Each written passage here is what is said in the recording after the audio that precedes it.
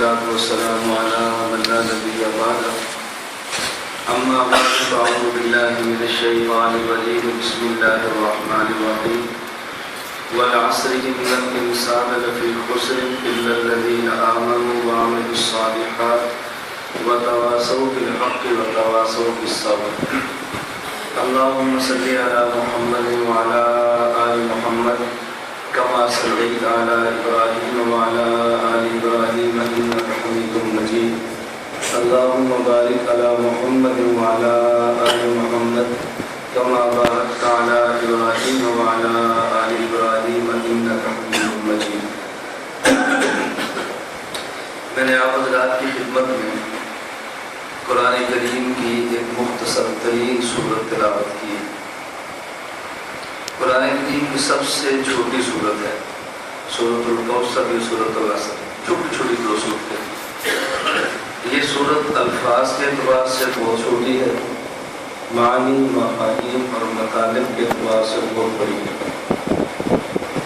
حضرت امام محمد بن ادریس شافعی رحمۃ اللہ علیہ فرماتے ہیں اگر اللہ رب العزت انسانیت کی ہدایت کے لیے اصول کے درجے میں پورے قرآن کی بجائے صرف سورۃ العصر نازل فرما دیتے تو شاید کافی ہو جائے. یہ کتنی اہم صورت ہے. باقی کیسے ہوتی اس کو سمجھنا ضروری ہے. ہم الفاظ قرآن پڑھتے ہیں، سمجھتے نہیں.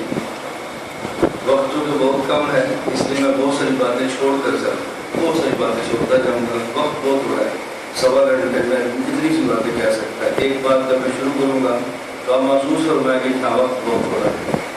اور وقت تھوڑا ہے آپ کے پاس، ہمارے پاس نہیں. ہمارا تو کام ہی ہے اور کام بھی کچھ نہیں. سرگودا چلے یہ جہاں چلے ایک ہی اپنے کام کرنا ہے. جیسے حضرت فرما رہے تھے میں تھوڑا اس کا اہتمام کرتا ہوں کہ سامعین کے وقت کا بہت زیادہ خیال کریں. مجھے فرمایا تھا کہ 10:30 وقت شروع ہوگا تو میں تو 9 بجے آ گیا. میں نے اپنی گھڑی دیکھ لیا، ہم 1.5 گھنٹہ پہلے آ گئے. اب آپ بتائیں کتنے بجے بیان شروع کرا.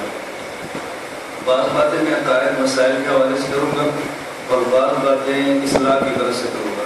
میری بیماریاں ہیں میں اس کو ٹھیک کروں گا تو بیان کروں گا، میری بھی ٹھیک ہو جائیں گی. تو بعض چیزیں بغرض اصلاح ہوتی ہیں. ہماری جو اپنی بیماریاں ہیں، ایک یہ بیماری ہے کہ باہر سے لوگ آتے ہیں تو آپ انہیں دیکھتے ہیں اور مجھے نہیں دیکھتے. اتنی بڑی بیماری ہے. ایک آتا ہے پھر دیکھتے ہیں، دوسرا آتا ہے پھر دیکھتے ہیں. 1.25 گھنٹہ آپ لوگ ہی دیکھتے رہیں گے یا مجھے دیکھنے ہیں. میں کبھی کبھی آتا ہوں آج مجھے دیکھنے کا شوق پورا کروں. یہ لوگ تو مقامی ہیں. یہ ہماری بیماریاں ہیں. جب آئے گا پھر دیکھتے ہیں، جب آئے گا پھر دیکھتے ہیں، جب آئے گا پھر دیکھتے ہیں. کل ہمارا پرسوں بیان تھا ریالو، تو میں نے جب بیان شروع ہونے لگا تو ایک دروازہ مسجد کا یہاں تھا، ایک وہاں تھا. میں نے کہا اس کو بند کر دیا. میری پہلی مجلس ایسی ہوتی ہے کہ لوگ اس کو سمجھتے ہیں کہ بندہ ٹھیک نہیں ہے، ہو سکتا ہے. جب مجلس ختم ہوتی ہے تو کہتے ہیں بہت نرم اور بڑا پیارا آدمی. میں نے کہا اس کو بند کریں. بس نہیں سمجھ آتی پھر بھی بند کریں. کیوں جب یہ کھلا رہے گا تو لوگ ادھر سے آئیں گے سب دیں اس کو بند کرو. سب پچھلا دروازہ کو ایک ہی دروازے سے لوگ ہیں. اب ہمیں دیکھیں گے. مجھے اگر پہلے پتا ہوتا کہ ہماری نشست کس مسئلے میں ہونی تو پھر میں خود بتاتا ہوں نشست کیسے لگانی. میں کہتا ہوں ادھر نشست لگا دیں، سارے دروازے بند کر دیں، آخر والا کھول دیں. بس لوگ آتے رہے اور بیٹھتے رہے، آتے رہے اور بیٹھتے رہے. اب اس کا فائدہ کیا ہوتا ہے؟ لوگ دائیں بائیں نہیں دیکھتے. مجھے فائدہ کیا ہوتا ہے؟ مجھے گردن نہیں گھمانی پڑتی. اب مجمع پھیلا ہوا ہے نا، میں ان کو بھی دیکھوں گا، میں ان کو بھی دیکھوں گا. سب کو دیکھنے بعد سب کو سمجھانے. اور اگر مجھے میرا اسٹیج وہاں پر ہوتا، مجمع سیدھا ہوتا تو پھر مجھے گردن نہیں گھمانی پڑتی. میں سیدھا دیکھتا رہتا اور بات سمجھاتا رہتا.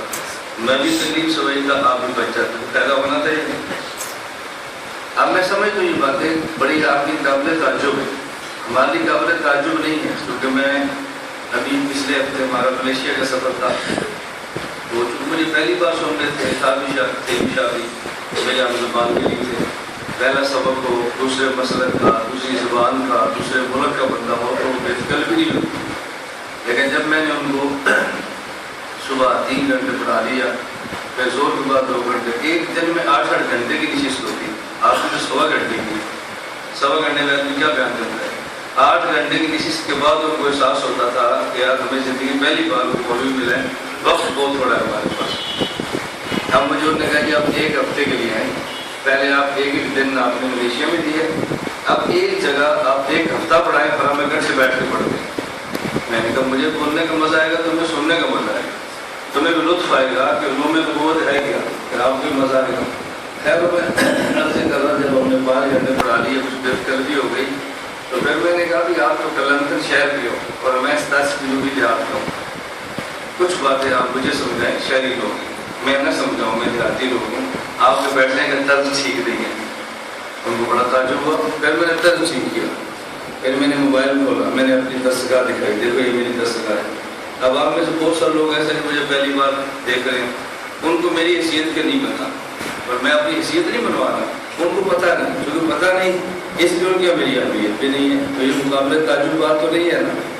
رسول اللہ صلی اللہ علیہ وسلم جب مکہ سے طائف گیا تو طائف والوں نے مارا، اللہ نے فرشتہ بھیجا ان کو ہلاک کر دے، تو حضور نے کیا فرمایا تھا؟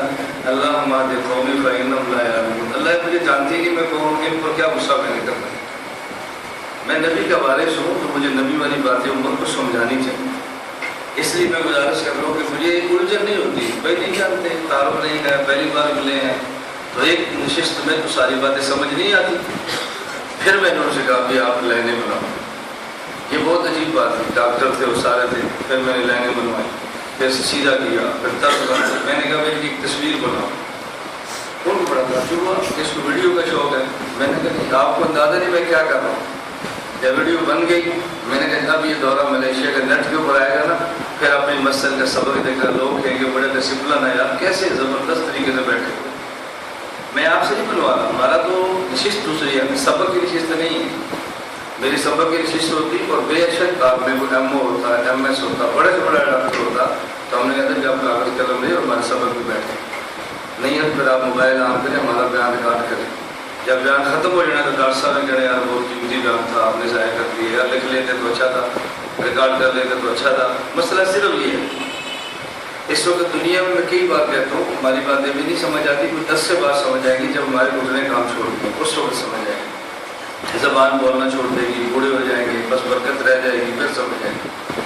ہم کہتے ہیں کہ اپنی ترتیب تھوڑی سی بناؤ۔ میں ابھی کراچی تھا، 3 دن پہلے کی بات ہے، تو مجھ سے ایک آدمی نے چٹ دی، بیان کے بعد چٹیں دیتے ہیں، میں بہت خوش ہوتا ہوں، کام کی چٹ ہو تو شاباش بھی دیتا ہوں، چٹ دی، اس میں چٹ یہ تھی کہ مولانا صاحب بیانات کے دوران جب آپ کی ویڈیو بنتی ہے، آپ شوق سے بنواتے ہیں، اور پھر آپ کہتے ہیں مجمع کی بھی بناؤ، آپ کی بات ہمیں سمجھ آتی ہے، ویڈیو بن جائے، مجمع کی کیا ضرورت ہے؟ سوال معقول ہے نا؟ الجھن اپنی دور کرنی چاہیے، الجھنیں دور کرو تاکہ مسئلہ کسی کھاتے لگے۔ تو میں نے کہا ہماری اسلامی جنگ سب سے پہلی جنگ بدر ہے، اور جنگ بدر میں اللہ پاک نے مسلمانوں کی تھوڑی تعداد کافروں کی نگاہ میں زیادہ دکھائی تاکہ ان کو روک پڑے۔ یہ میں اپنی تعداد دنیا کو بتاتا ہوں تاکہ میرا دشمن نواب شاہ میں نہیں ہے، اور وہ کون ہے آپ سب کو نہیں پتا، ہمارا ایک نہیں ہے، جو عقیدے پر ہمارا مخالف ہے ہمارا دشمن ہے۔ جب یہ دنیا میں ویڈیو جاتی ہے تو مجھے پوری دنیا میں ہاتھ بھی نہیں لگاتا، وہ سمجھتے ہیں کہ مولانا صاحب اکیلے نہیں ہے، پورا نواب شاہ اس کے ساتھ ہے، اس کو مت چھیڑو، نواب شاہ اس کے ساتھ ہے، مجھے نواب شاہ کوئی نہیں چھیڑے گا، کیوں؟ اتنے لوگ دیکھ لیے، اور جب اکیلا گھومتا ہوگا تو جس کا جی جائے گا سڑک پر ہو کر اتر نیچے گاڑی سے ہمارے گھر کا لینے کے لیے آئے، تو جب پتا ہوگا نا کہ آگے 1000 بندہ بھی اس کے ساتھ ہے، ہماری گاڑی کو روکے گا کوئی نہیں، اس لیے ہماری گاڑی میں اسلحہ نہیں ہوتا، خالی گاڑی چلتی ہے، لیکن الحمدللہ پورے ملک اور پوری دنیا میں اس کو روکتا کوئی نہیں ہے۔ یہ سب کو پتہ چل گیا ہے کہ پورا مسلک اہل سنت والجماعت احناف دیوبند اس کی پشت پر ہے۔ یہ تدابیر اختیار کرنا یہ سنت ہے اور سنت سے ثابت ہے، ایسی تدابیر اختیار کرنا کہ جس سے لوگوں کے ذہن میں بنے کہ ان کے ساتھ بہت لوگ۔ خیر اس عنوان کو میں یہ باتیں کہتا ہوں کہ تربیتی نشست ہوتی ہے یار، یہ باتیں کہنی ضروری ہوتی ہے۔ ہمارے ہاں علم کی کمی نہیں ہے، اللہ نے بہت علم دیا ہے، عمل کی بھی کمی نہیں، اللہ نے بہت عطا فرمایا ہے، بعض چیزیں ایسی ہیں جن کی کمی ہے اور اس کی نشاندہی کرنا اور سمجھانا بہت ضروری ہے۔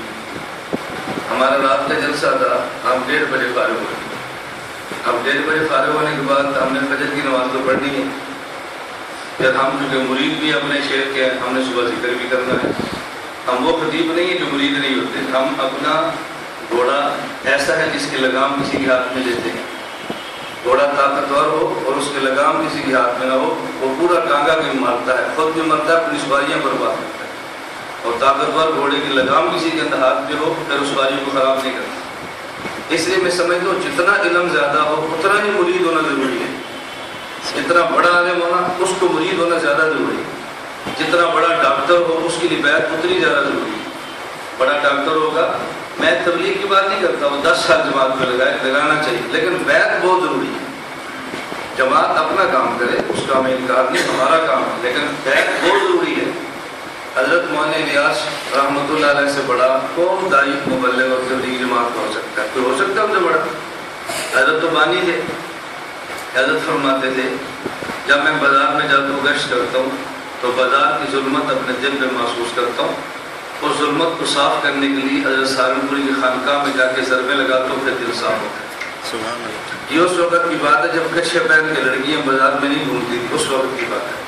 اور ہم اس وقت دعوت دے رہے ہیں جب لڑکیاں نکر اور بریزیئر پہن کے بازار میں گھوم رہی ہوتی ہیں، اور ہم وہاں دعوت دے رہے ہوتے ہیں.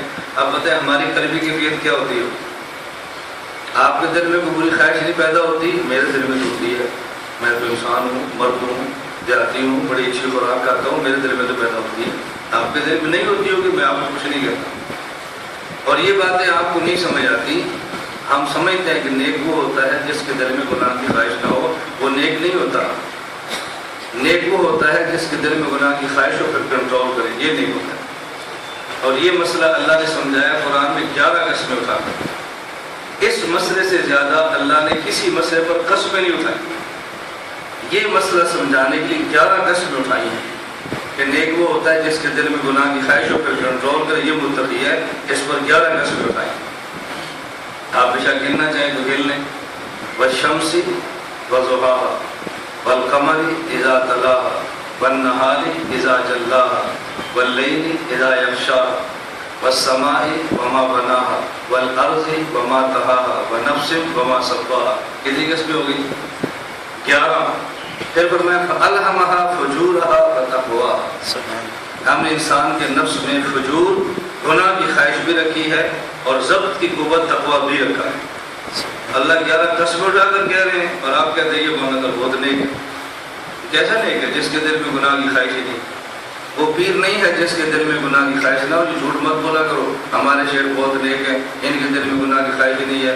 نوجوان لڑکی سامنے رکھ کے اس کو دم کرو. کیا بے حیائی اور خواہشی ہے. یہ کون سا پیر ہے جو لڑکیوں کو دم سامنے بٹھا کے کرتا پھر بہت نیک آدمی ہے، بہت نیک آدمی ہے؟ کیسا نیک آدمی ہے؟ یہ ہماری سمجھ سے باہر ہے. حکیم الامت حضرت تھانوی مجدد ملت حکیم الامت تھے. تھانی فرماتے تھے کہ لوگ کہتے ہیں بوڑھا ہے، اس کے پاس نوجوان بچی بھیجو قرآن پڑھ لے. کیوں؟ فرمایا کہ شہوت کم ہے.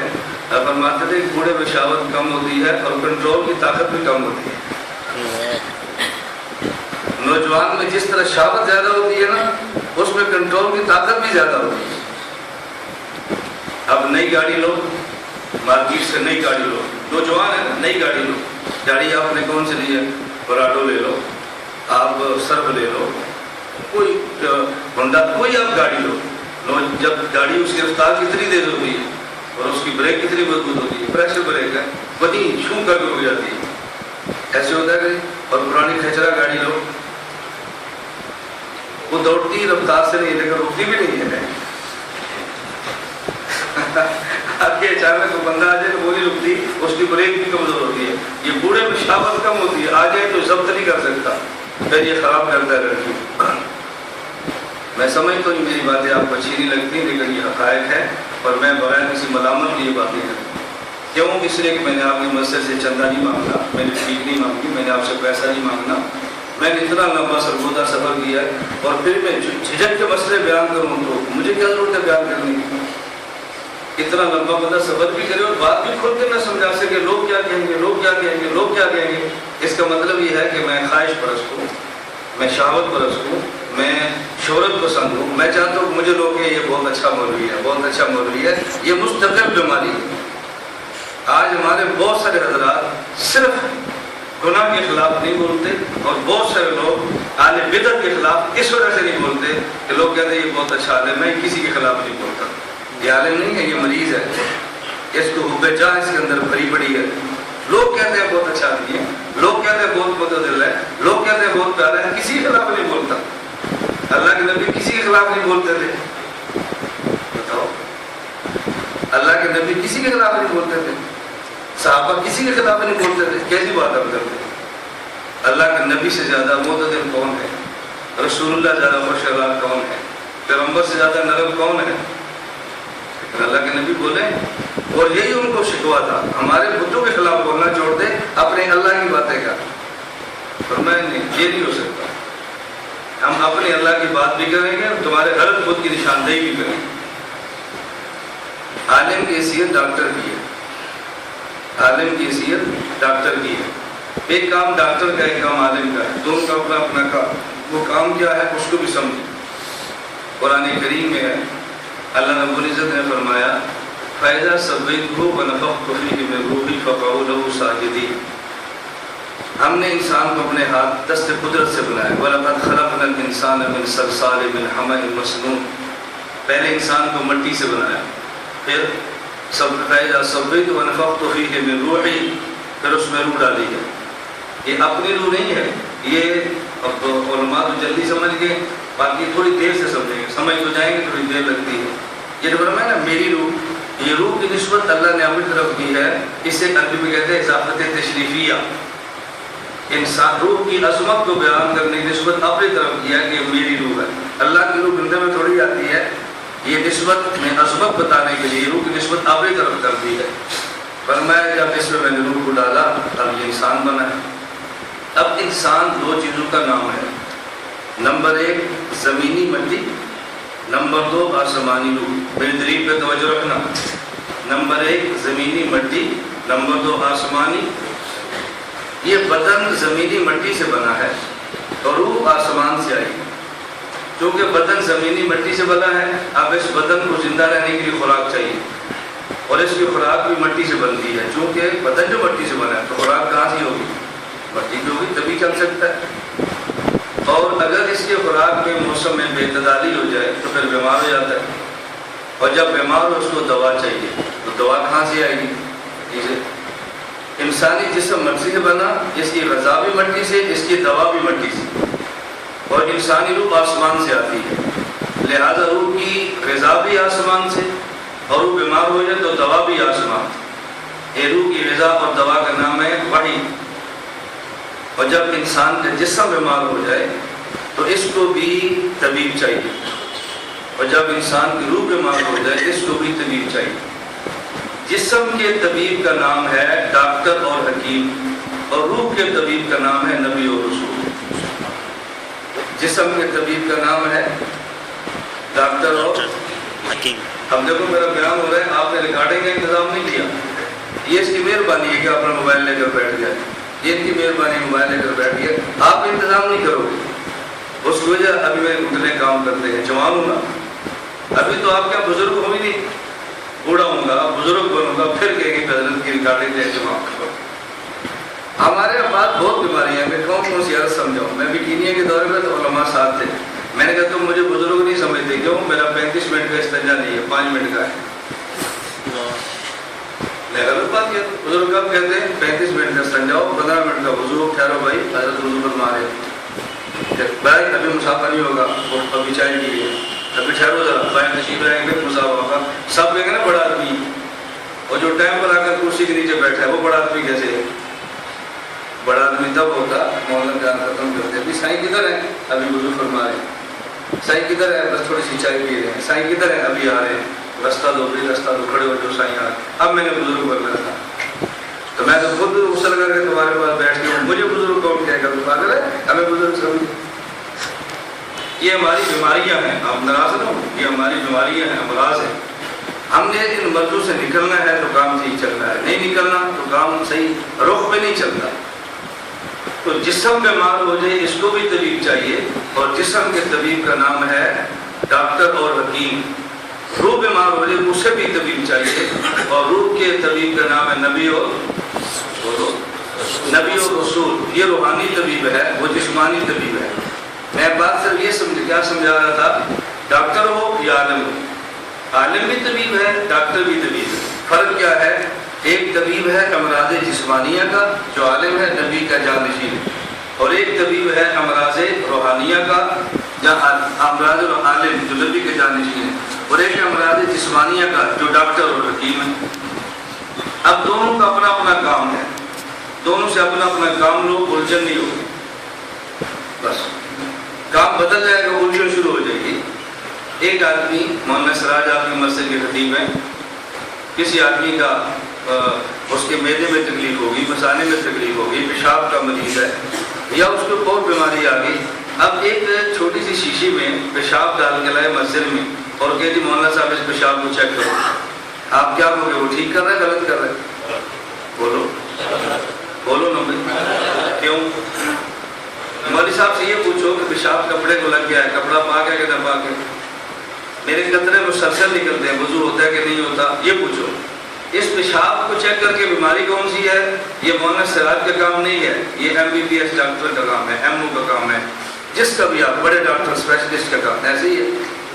اور جب ایک آدمی کو مسئلہ پیش آ جائے اور وہ جائے کسی ڈاکٹر کے پروفیسر کے پاس، اس کو شاباش دینی چاہیے، نو بیٹا یہ مولانا سراج کے پاس تھا، یہ ہمارا کام نہیں ہے۔ یہاں کو پیشاب چیک کرانے کے لیے آئے تو آپ کہتے ہیں غلط ہے، اور جب مسئلہ لے کر ڈاکٹر کے پاس جائے تو آپ کہتے ہیں ٹھیک ہے۔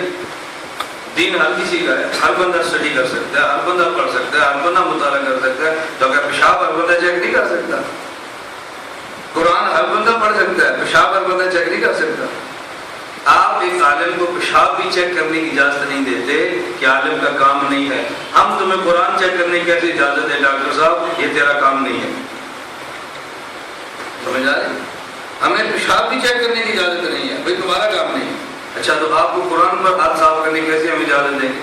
پھر کہتے ہیں مولوی بہت سخت ہے، بہت سخت ہے، ڈاکٹر نائک کو نہ سنو، جاوید خامدی کو نہ سنو، فرد ہاشمی کو نہ سنو، بہت سخت ہے، مولوی اپنے مرید بنانا چاہتے ہیں، سب پیٹ کا دھندا ہے۔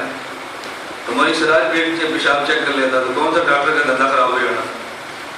نہیں بھائی، مولانا سراج یہ آپ کا کام نہیں ہے۔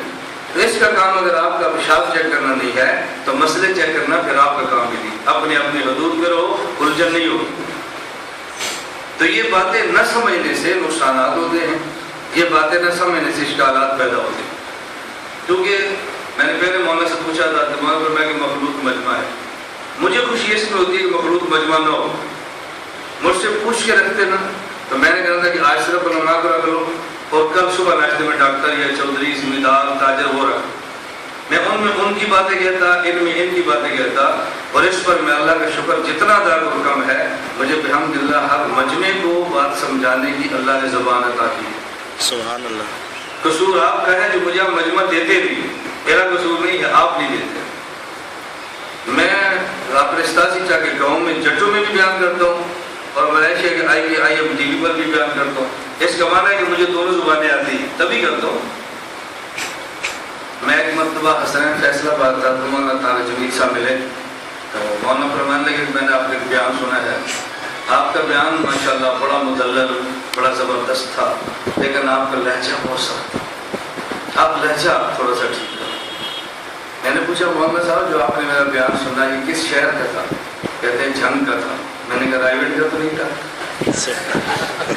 مجھے کہتے ہیں نہیں، میں تنقید نہیں کر رہا، میں نے کہا میں تنقید کا جواب نہیں دے رہا، میں تنقید کا جواب نہیں دے رہا، میں وضاحت کر رہا ہوں، جھنگ کا لہجہ اور ہے، رائیوڈ کا لہجہ اور ہے۔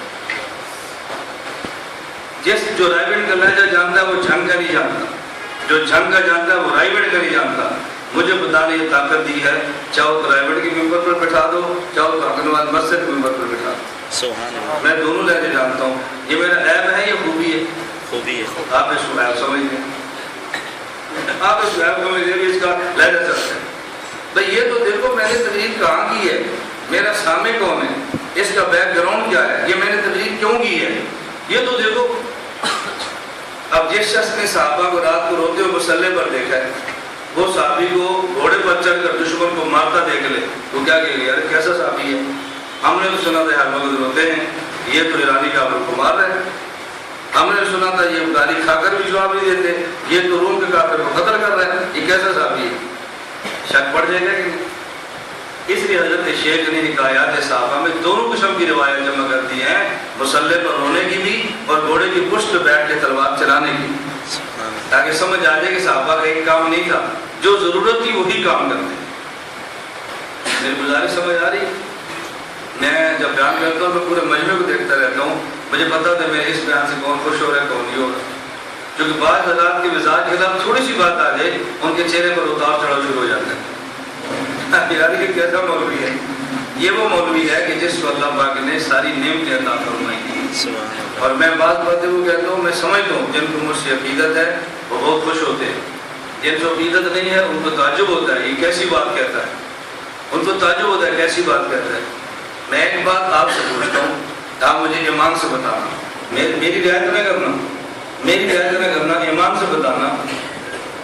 کوئی شخص مصنف بھی ہو، توجہ رکھنا، کوئی شخص مصنف بھی ہو، اسٹیج کا خطیب بھی ہو، خانقاہ کا پیر بھی ہو، اپنی جماعت کا امیر بھی ہو، میدان کا مجاہد بھی ہو، جیل کا اسیر بھی ہو، تو ساری باتیں گنتے ہیں نا، ایک نہیں 4 مشائخ کا خلیفہ بھی ہو، ساری گرم بھی ہو، نرم بھی ہو، ایک بیوی نہیں 4 گھر بھی سنبھالتا ہو، مدرسے کا معتبر اور مدرس بھی ہو، کسی ایک کی مثال پیش کرو سوائے میرے. ہنستے نہیں، دنیا میں تلاش کرو پھر مجھے بتانا کہ مولانا صاحب ایک اور مل گیا. وجہ صرف کیا ہے؟ ہمارے گھٹنے کام کرتے ہیں، خود بخود چلتے ہیں اور پیر بن کے نہیں رہتے جن کو آپ نہیں سمجھتے ہیں، اور کوئی مسئلہ نہیں. میں کھلی باتیں سے کہتا ہوں، جو عزت مند ہے خوش ہوں گے، جو نہیں ہے اور پریشان تو پہلے ہی ہے، تھوڑے سے ہو جائیں گے. پہلے 14 کیا تھا 5 لگ جائے گا اور کیا ہوگا. یہ کوئی ایسا انوکھی بات، کیونکہ مجھے پتا ہے دنیا میں ایسا سلسلہ ہے، یہ ہر کسی کے ساتھ ہوتا ہے، میرے ساتھ بھی ہونا ہے.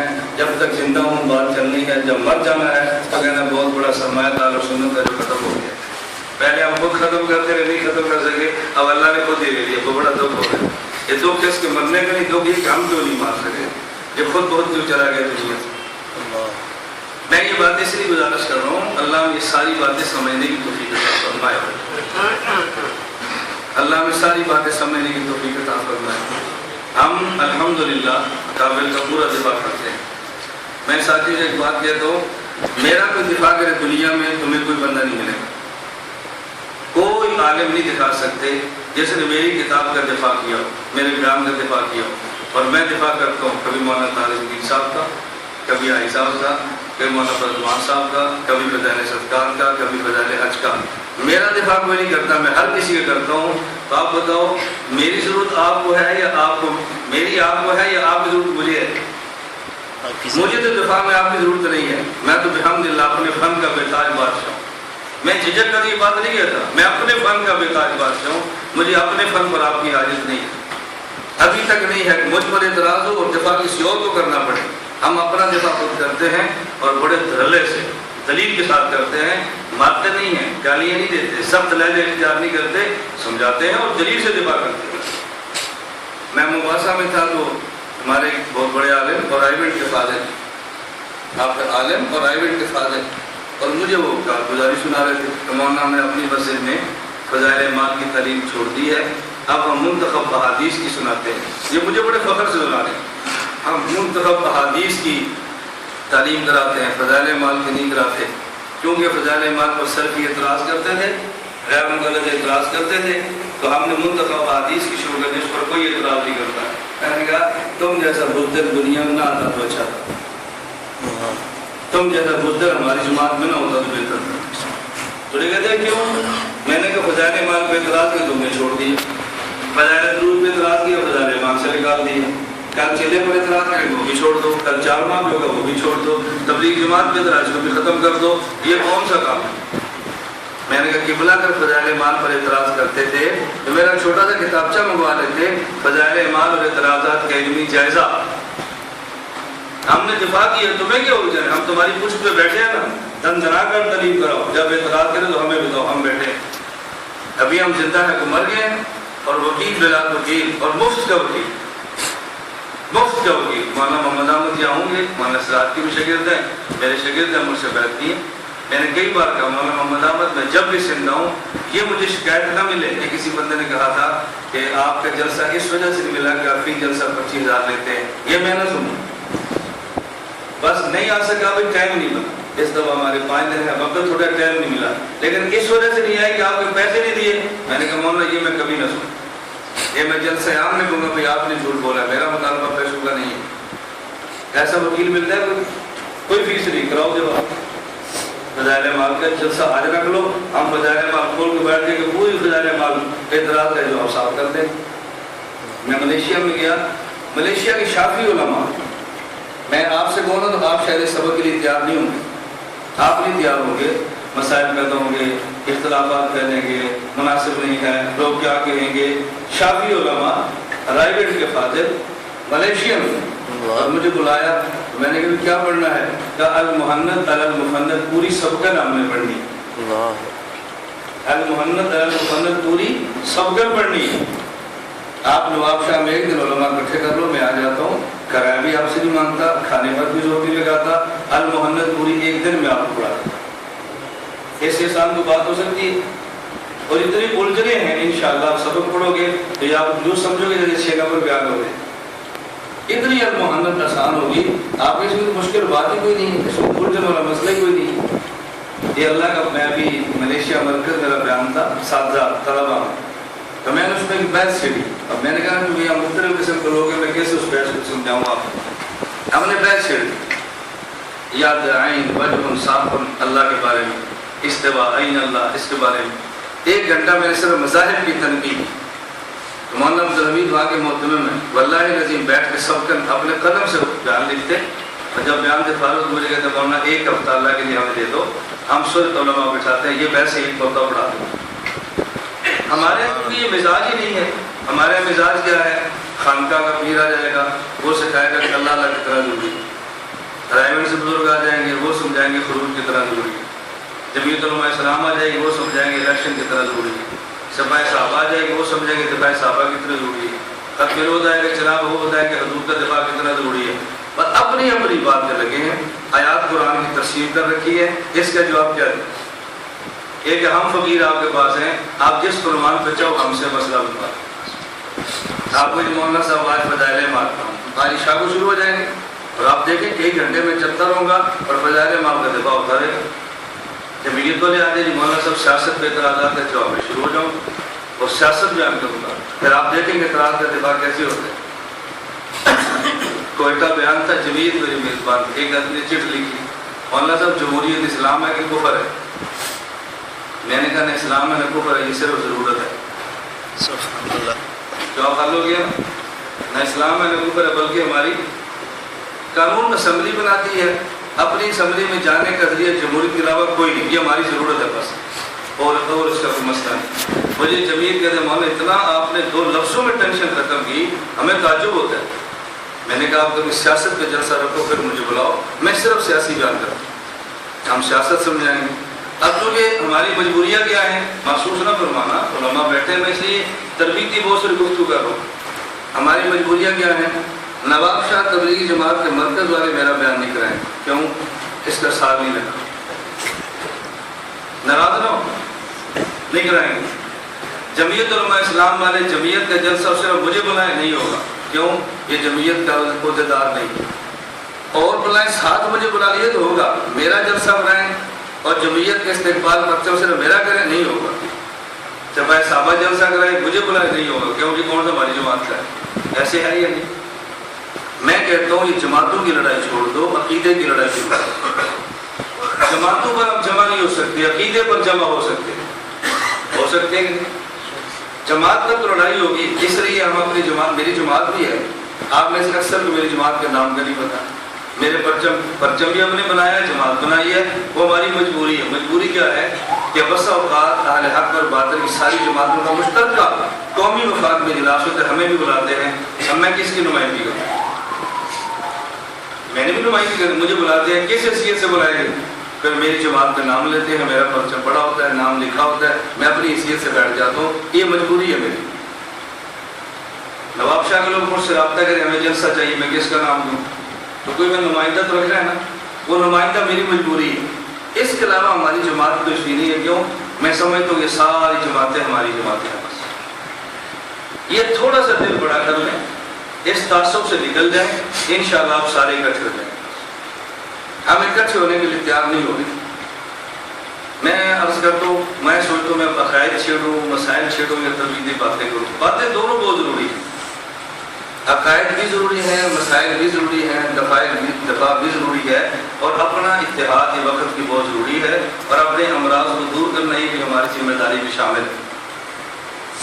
میں دبئی سفر پہ تھا، میرا میزبان وہ چونکہ تبلیغ والا ہے، اور اکثر پوری دنیا میں میرے میزبان تبلیغی ساتھی ہوتے ہیں، اور میں کوشش کرتا ہوں کہ میرے میزبان یہ بنے، کیوں یہ اکرام کرتے ہیں، تنگ نہیں کرتے، یہ مجھے نہیں چھیڑتے، میری کسی بات سے اتفاق نہ بھی ہو، پیسے بھی خرچہ بھی دیتے ہیں، ہدیہ بھی دیتے ہیں، رہائش بھی دیتے ہیں، اور اکرام بھی کرتے ہیں، تو کھلا موقع ملتا ہے، تو یہ میزبان میرے لیے مناسب ہے نا۔ کسی اور جماعت کا میزبان بناؤ، وہ مسائل بزرگ بہت کرتے ہیں، تھکا ہوا رات میں گھر پہنچو وہ سوال لے کر بیٹھ جاتے ہیں، یہ سوال نہیں کرتے مولانا صاحب کو آرام کرنے کا، صبح کتنے بجے اٹھائیں، صبح کیا کھانا ہے، میرے لیے مفید ہے نہیں، اس لیے ہمارے اکثر میزبان یہی ہوتے ہیں۔ پھر ان سے ہماری پیار میں باتیں بھی چلتی ہیں، سوال جواب بھی چلتے ہیں، جو میرے بس میں ہوتا ہے میں سمجھاتا بھی ہوں۔ تو وہی میں تھا، میرا میزبان مجھ سے کہنے لگا بڑے درد کے ساتھ کہ مولانا صاحب کیا دیوبند والے اکٹھے نہیں ہو سکتے؟ میں نے کہا نہیں ہو سکتے۔ اس کو بڑا تعجب ہوا میرے جواب، اکٹھے نہیں ہو سکتے؟ میں نے کہا نہیں ہو سکتے۔ مجھے کہتے کیوں نہیں ہو سکتے؟ میں نے کہا کہ آپ نہیں چاہتے۔ اب بات میں نے تبلیغ والے کو سمجھانا تھا نا، جمعیت کو ہی اس کو سمجھاتا، جس جو سامنے تھا اسی کو سمجھانا تھا نا۔ اب اس کے سامنے میں جمعیت کی مخالفت کرتا، پھر اس نے اس کو آگے نقل کرنا تھا، مولوی صاحب جمعیت کے خلاف ہمارے گھر بیٹھ کے بات کی ہے، تو میں نے اسی کی بات کیوں وہ بات اس نے باہر کسی کو نہیں کہہ رہی۔ اب حکمت سمجھ آ گئی آپ کو؟ میں نے کہا بھی آپ نہیں چاہتے؟ کہتے ہم تو چاہتے ہیں۔ میں نے کہا نہیں چاہتے۔ کہتے چاہتے ہیں؟ کہتے بالکل ہم چاہتے ہیں۔ میں نے کہا اس کا طریقہ یہ ہے کہ دیکھو پرائیویٹ کا اجتماع ہے، مولانا فضلمان صاحب پہنچ گیا جی، میں نے کہا پرائیویٹ کا اجتماع ہو تو جمعیت بستر اٹھا کر وہاں چلی جائے، جب الیکشن ہو تو آپ کی پرچی ان کے پولنگ پر آ جائے، اتحاد ہو جائے۔ میں نے کہا مجھے آپ بتاؤ کون نہیں چاہتا؟ چپ ہو گئے۔ میں نے کہا ہم تو بات کرتے ہیں کھلی، یہ ایسا کڑوا سچ ہے جس کے لیے مٹھاس بہت ہے۔ میں نے کہا بھی آپ تیار کر لیں، جمعیت کو میں تیار کر لیتا ہوں، تبلیغ کو آپ تیار کر لیں، جمعیت میرے ذمہ، یہ اجتماع پر نہ جائے تو میں مجرم، اور جب الیکشن پر ووٹ آپ نہ ڈالیں پھر مجرم کون ہوگا یہ مجھے تو بتا۔ یہ تو کہتے میرے پاس تو نہیں۔ میں نے کہا میرے پاس میں تو ہے۔ میں نے جمعیت سے بغیر پوچھے یہ بات کہہ دی، بغیر پوچھے کہہ دی، اور اسی طرح بہت ساری باتیں جو میں بغیر پوچھے اس بات کی بھی کہہ دوں گا، مجھے پتا ہے میں اتنی بات منوا سکتا ہوں، اتنی نہیں منوا سکتا، ہمیں اندازہ ہوتا ہے۔ ابھی میں نیروبی میں تھا تو وہاں بیان ہوا، بیان کے بعد تھوڑی سی بات چلی، کیونکہ ہم خلوت میں بیٹھے تھے تو مختلف ساتھی تھے، جماعت کے بھی تھے، دوسرے بھی تھے۔ میں نے کہا ایک بات پہ آپ محسوس نہ فرمائیں، مجھے دیانتداری سے بتائیں، میرے آنے پر آپ تبلیغ والوں نے آواز لگائی ہے کہ پاکستان میں کوئی بزرگ آ رہے ہیں اکٹھے ہو؟ کہتا نہیں۔ میں نے کہا کیوں؟ اس لیے کہ آپ مجھے بزرگ سمجھتے نہیں۔ یہ میں ہمسانے کے لیے نہیں کہہ رہا، میں تربیت کے لیے کہہ رہا ہوں۔ مجھے کہا مولانا صاحب بات تو آپ کی ٹھیک۔ میں نے کہا آپ کیوں نہیں سمجھتے؟ وجہ صرف یہ ہے کہ میں نے وقت نہیں لگایا جتنا آپ چاہتے ہیں، لگایا تو ہے اتنا نہیں جتنی آپ کی ڈیمانڈ ہے، وقت تو لگایا، اور کم از کم حضرت شیخ زکریا رحمۃ اللہ علیہ سے زیادہ لگایا، کم از کم حضرت سے حضرت نظام الدین میں رہتے تھے، وقت نہیں لگاتے تھے، رائے پور نظام الدین میں قیام فرماتے، وقت نہیں لگاتے تھے۔ کیا میں نے کہا میں کسی مرکز میں آ کے 6 دن بیٹھا ہوں، وقت نہ لگا، آپ برداشت کر لو گے؟ کہتے نہیں۔ میں نے کہا حضرت بیٹھتے تھے، وقت نہیں لگاتے تھے، اور یہ جتنا دنیا میں تبلیغ کا کام ہوا ہے اس کی وجہ حضرت شیخ زکریا، حضرت رائے پوری، یہ 2 بزرگ بڑا ہاتھ ہے۔ حضرت مولانا الیاس کا دنیا میں حلقہ نہیں تھا، حلقہ رائے پوری کا تھا، انہوں نے تائید کیا تو کام پھیل گیا ہے۔ اب بات سمجھ آ رہی ہے؟ میں آپ کے نواب شاہ میں آیا ہوں، آپ نے مجھ سے پیار کیا، محبت بھی ہے، لیکن میرا کوئی میزبان ہی نہ بنے تو کون آئیں گے میرے پاس؟ اب میں کو مولانا سراج کون ہوتا ہے، مولانا کیا ہوتے ہیں، مدرسہ کیا ہوتا ہے، لوگ میرے نام پر آئے ہیں، بھائی یہ جمع ہی نہ کریں تو آئے گا کون؟ کسی اور کے نام پہ جمع کریں گے لوگ پھر بھی آ جائیں گے، اس میں میری کیا خصوصی ہے؟ تو یہ مجھے اگر ختم کر دینی چاہیے کہ میری وجہ سے ہے، میری وجہ سے نہیں، میزبان نے محنت کی ہے، آپ کو اللہ جزائے خیر دے کہ آپ تشریف لائے ہیں، کوئی اور عالم آئے گا پھر بھی آ جاتے ہیں۔ تبلیغ کا کام بڑا ہے، تبلیغ کی محنت لے کر رائے پوری، حضرت تھانوی، حضرت شیخ زکریا ان کی سرپرستی کی وجہ سے چلا ہے۔ تو میں نے اسے کہا، مجھے اس نے نا مذاق میں کہا، لڑکے نے مجھے کہتا ہے تو حضرت کیا فرق پڑتا ہے، آپ 20 لاکھ لگا دیں، یعنی آپ کو سارے قبول کر لیں گے؟ میں نے کہا میں اس کے لیے بھی تیار ہوں، لیکن ایسے لگواؤ جیسے مولانا طارق جوئی صاحب سے لگواتے۔ میں نے کہا میں تیار ہوں۔ اب چپ ہو گیا۔ میں نے کہا مولانا روپی آتے ہیں کہتے آتے ہیں؟ میں نے کہا کہاں رہتے ہیں؟ مرکز کہتے ہیں نہیں۔ میں نے کہا کہاں کہتے ہیں؟ فلاں ہوٹل میں۔ میری بھی رہائش رکھو۔ کشٹ مولانا کرتے ہیں روپی کہتے ہیں نہیں۔ میں نے کہا پھر کیا کرتے؟ کہتے اگر بیان کرتے ہیں۔ میں نے کہا میں بھی کرتا ہوں، تبلیغ کا کروں گا، 3 گھنٹے کروں گا، کرا لو۔ اب اس کا کوئی جواب نہیں۔ میں نے کہا یا تو آپ کے یہ طرز آپ کے نہیں ہے، جب ہے تو پھر ہمارے لیے کیوں نہیں؟ میرے مسائل کا تمہیں نہیں پتا کہ میں مسجد میں کیوں نہیں سوتا؟ مولانا کو تو آپ نہیں سلاتے ہوں گے عزت کی وجہ سے یا مجمع کی وجہ سے، اور میرا نہ سونا میرے مخالفین کی وجہ سے ہے۔ میری حفاظت کتنی ضروری تمہیں اندازہ ہے؟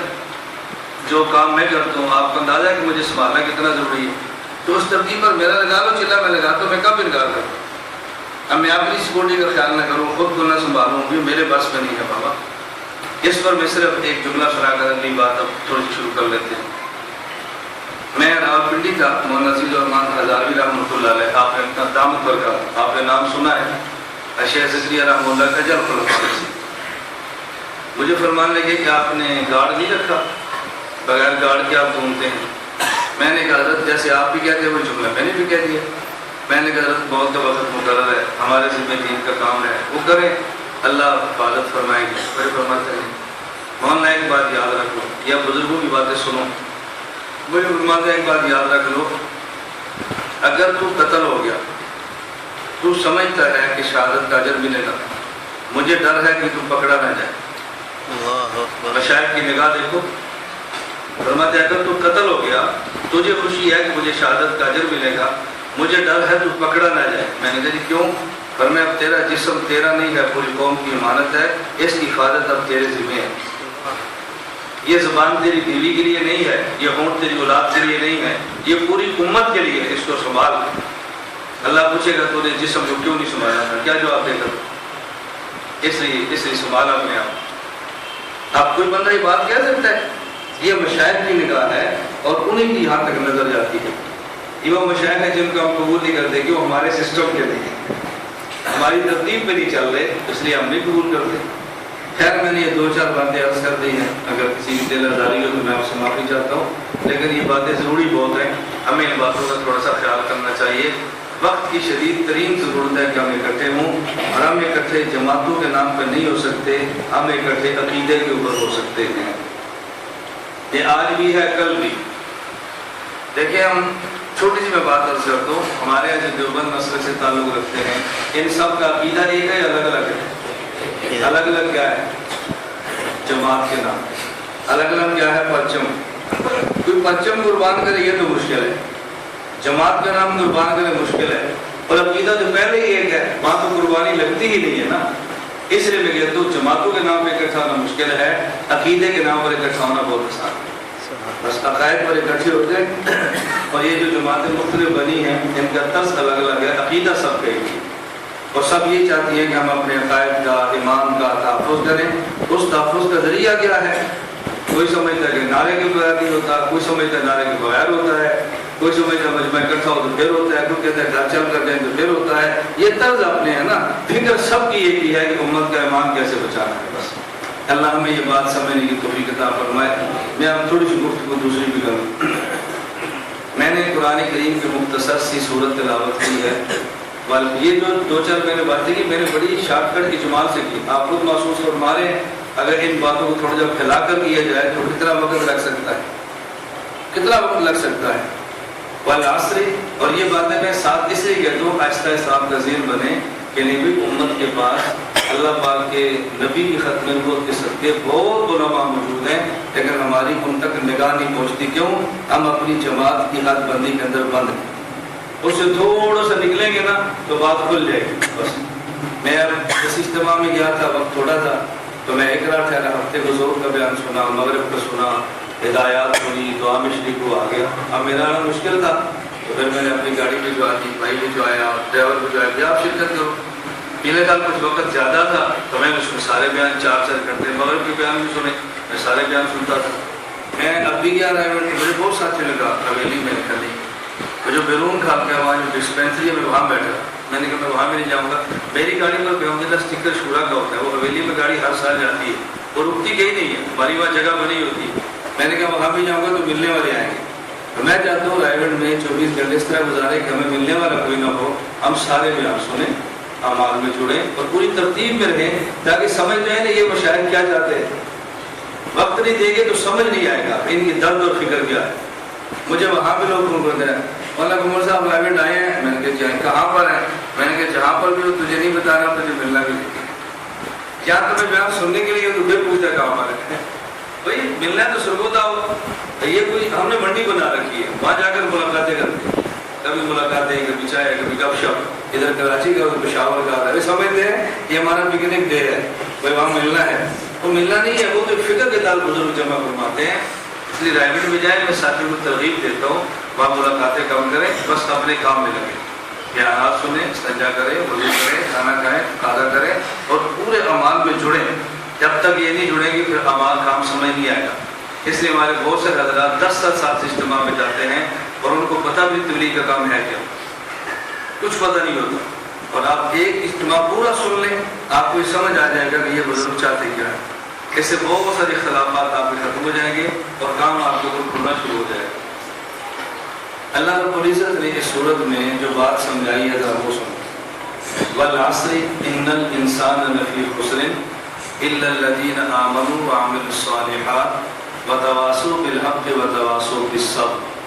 قسم ہے زمانے کی, وہی انسان کامیاب ہوگا جس کا عقیدہ ٹھیک ہو, اعمال سنت کے مطابق کرتا ہو, اور صحیح عقیدے میں اگر شبہ ہو تو دور کرتا ہو, اور اگر خواہش ہو تو اس کی اصلاح کرتا ہو. یہ ترجمہ سورۃ العصر کا جو آپ نے کبھی بھی نہیں سنا ہوگا. میں کہتا ہوں کبھی بھی نہیں, یہ بات جھوٹ نہیں ہوتی. آپ نہیں کہہ سکتے نہیں ہم نے سنا ہے, اور میں حوالہ دوں گا کہاں لکھا ہوا ہے تاکہ آپ کو یہ سمجھ آ جائے کہ میری اختراع نہیں ہے, یہ ہمارے کعبے نے لکھا ہے. ترجمہ میں نے کیا کیا ہے, قسم ہے زمانے کی وہی انسان کامیاب ہوگا. یہ آپ ترجمہ کریں گے نا, قسم ہے زمانے کی بے شک البتہ انسان خسارے کیا مگر وہ لوگ جو ایمان لائے. جب بلاغت ختم ہوگی, اب یونیورسٹی میں, کالج میں جب آپ قرآن کا ترجمہ کریں گے تو لوگ سمجھیں کہ قرآن فصیح نہیں ہے, حالانکہ قرآن فصیح تھا, اس کا ترجمہ فصیح نہیں ہوا. قرآن بلیغ تھا, ترجمہ بلاغت کے ساتھ نہیں ہوا. والعصر قسم ہے زمانے کی, ان الانسان لفی خسر الا الذین آمنوا. میں حسر کا ترجمہ کرنے لگا ہوں, قسم ہے زمانے کی وہی انسان کامیاب ہوگا. یہ حسر نہیں, بتاؤ حسر نہیں, وہی انسان کامیاب. کون؟ الذین آمنوا, جس کا عقیدہ ٹھیک, وہ لوگ جو ایمان لائے. ترجمہ ٹھیک ہے, بلاغت نہیں ہے. ہمارے معاشرے میں اس لفظ میں طاقت نہیں ہے. آمنوا, وہ لوگ جن کا عقیدہ ٹھیک ہے. عملوا الصالحات, اور وہ لوگ جو اعمال سنت کے مطابق کرتے ہیں. نیک عمل سے بات وہ نہیں کھلتی جو سنت کے مطابق کہنے سے کھلتی ہے. وتواصوا بالحق وتواصوا بالصبر کا معنی, اس کے دو معنی ہیں. ایک معنی یہ ہے کہ صحیح عقیدہ اور مصنون عمل کی دعوت دیتا ہو, یہ تواصی بالحق ہے. اور ایک معنی, اور اگر اس دعوت پر مشکل آ جائے تو برداشت کرتا ہو, یہ تواصی بالصبر ہے. دوسرا معنی, عقائد میں بگاڑ آتا ہے شبہات سے, اور اعمال میں بگاڑ آتا ہے شہوات سے. عقائد میں فساد آتا ہے شبہات سے, اور اعمال میں فساد آتا ہے شہوات. یاد رکھیں, عقائد میں بگاڑ آتا ہے شبہات سے. حضور آخری نبی ہیں, مرزائی کہتے آخری نبی نہیں ہے. کیوں؟ دلیل آپ کی وہی ہے, دلیل ان کی بھی وہی ہے. ما کان محمد ابا احد من رجالکم ولکن رسول اللہ, یہی دلیل آپ کی ہے, یہی ان کی ہے. وہ اسی آیت سے ثابت کرتے ہیں کہ حضور آخری نبی نہیں ہے. کیوں؟ آپ کہتے ہیں خاتم کا معنی ہے آخری, وہ کہتے ہیں خاتم کا معنی ہے مہر. جس پر مہر لگے گی نبی بن جائے گا. حضور لگاتے ہیں مہر, مرزے پر لگی ہے بن گیا. اسی آیت سے ثابت کیا. وہ کہتے ہیں لوگوں کی کتاب لا کے دیکھ لو, خاتم کا معنی کیا ہوتا ہے. آپ نے کہنا انگوٹھی, مہر. عربی میں خاتم فضت ہے. ایک اور ہے جس کا معنی ہے مہر, کہتے ہیں عربی میں لغت میں لکھا ہوا, تو وہی ہم نے معنی کرتے تھوڑے کیا ہے, لغت پر لگی ہے نا. یہ شبہ دیا, کالج کے لڑکا گیا. اب ناراض نہ ہونا, میں نے پہلے سے مجمع مخلوط ہوتا ہے تو مجھے بعض کہتے ہیں ڈر کیوں لگتا ہے. میں ایسی بات کروں گا جو علماء کے لیے تنبیہ کی ہے، دوسرا طبقہ محسوس کرے گا کہ علماء میں کمزوریاں ہیں. کوئی ایسی بات کروں گا جو دوسرے حضرات میں تھوڑی سی تنبیہ کی ہے تو وہ اپنی حد تک محسوس کریں گے کہ علماء ہمارے خلاف کیا سوچیں گے، ہماری کمزوری ہے. اب میں الجھن میں شکار ہوتا ہوں، میں بات کیا کروں. یہ جو ہم نے کہا کہ خاتم کا معنی کیا ہے، مہر انگوٹھی لغت میں لکھا ہوا ہے، تو آپ بہت جلدی پھسل جائیں گے. کون؟ ڈاکٹر صاحب. یہ میں صحیح ہو جائیں گے. کیوں؟ ان کے سامنے قرآن کو لغت سے یاد کرنا ہے، جو ہمارا لغت میں تھا وہی قرآن بیان کر رہا ہے. ہر لوگ کا مسئلہ پھسل جائے گا. مولوی نہیں پھسلے گا، اس کی وجہ اور ہے. کیوں نہیں پھسلے گا؟ اس کی وجہ اور. ڈاکٹر صاحب پھسل جائیں گے. تو مرزا قادیانی نے حضور کے آخری نبی نہ ہونے پر کوئی دلیل پیش کی ہے یا آپ کی دلیل میں شبہ پیش کر دی ہے؟ شبہ پیش کر دی، ہماری دل کو کمزور کر دی. میں ایک اور مثال، یہ مثال سمجھ آ گئی؟ بولو بھی سمجھ آ گئی نا؟ پھر میں اگلی بات کروں. اس کا جواب بڑا واضح ہے، جواب بہت آسان. کیوں؟ یا خاتم کا معنی انگوٹھی ہے، مہر ہے، یا خاتم کا معنی آخری ہے. ہم کہتے ہیں کہ اس کی تشریح جو رسول اللہ صلی اللہ علیہ وسلم فرمائی ہے وہ دیکھ لیں. خاتم کا معنی آخری بھی ہوتا ہے، خاتم کا معنی مہر بھی ہوتا ہے. یا خاتم کا معنی کیا ہے؟ اللہ کے نبی پر آیت اتری ہے تو معنی اللہ کے نبی کر دیں گے. حدیث پاک میں انا خاتم النبیین، کیا ہے؟ انا خاتم النبیین. آگے لا نبی آباد ہی بتا رہا ہے، یا خاتم کا معنی آخری ہے، مہر نہیں. شبہ دور ہو گیا. یہ ہے تواصل بالحق، یہ ہے تواصل، شبہ ختم ہو گیا. دوسرا شبہ سمجھیں. ایک اور آج ہمارے بہت بڑا فتنہ ہے جاوید احمد قامتی. بہت بڑا فتنہ ہے جاوید احمد قامتی، بہت بڑا فتنہ.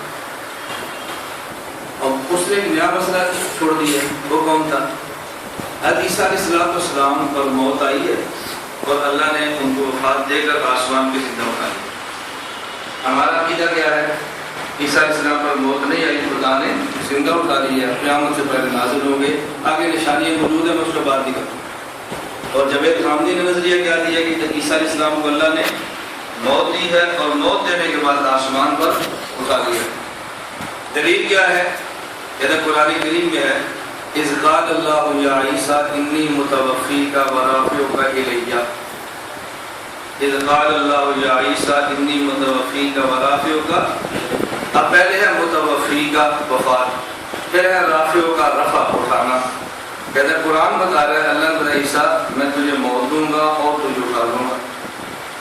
اس قرآن کہہ رہا ہے انی متوفی کا ورافع کا الیہ. آگے وہ متاجر ہوگا اور میں تجھے ان کافروں سے پاک رکھوں گا، ان کافر تیرے اوپر ہاتھ لگا نہیں سکے. کہتے ہیں یہ بات میں کہہ رہا ہوں. اللہ نے پہلے موت دی ہے، پھر اٹھایا ہے اور یہودیوں کے ہاتھ پہنچنے سے ان کو بچا دیا. اب ایمان سے بتاؤ بظاہر قرآن اس کے عقیدے کے مطابق ہے یا نہیں؟ ڈاکٹر صاحب ہم بھی ہو جائیں گے. کیوں؟